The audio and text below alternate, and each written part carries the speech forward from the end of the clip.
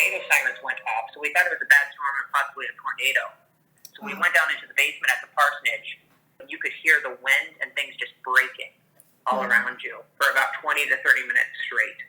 It was not until, as the storm was starting to dissipate, that I looked outside and saw trees down all around our street. And then I looked back at the church and my mouth just dropped open.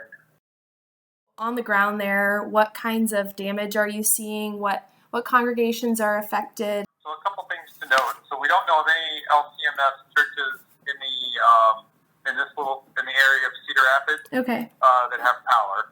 So that kind of gives you an idea. Oh, wow.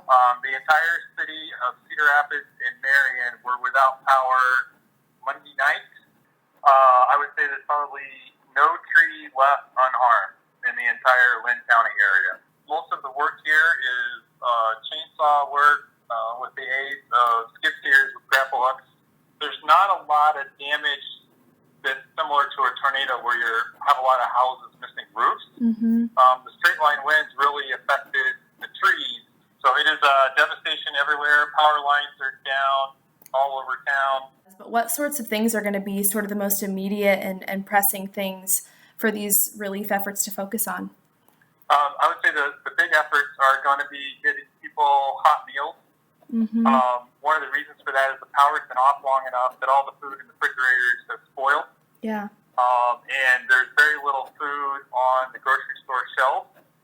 You know, with the LERT teams, what sorts of relief efforts are underway already? What is that going to look like in the coming days and weeks? I've reached out to the Central Illinois District, Kathy O'Day at Lutheran Church Charities, and then Ron Johnson as well down there at the Synod office to try to see if they can send people to Cedar Rapids, preferably those that have chainsaw experience and experience with skid steers. So those plans are coming together. We're not sure how much fruit they'll be able to bear with the current COVID-19 crisis, but any help that we can get in the area is going to be absolutely a godsend.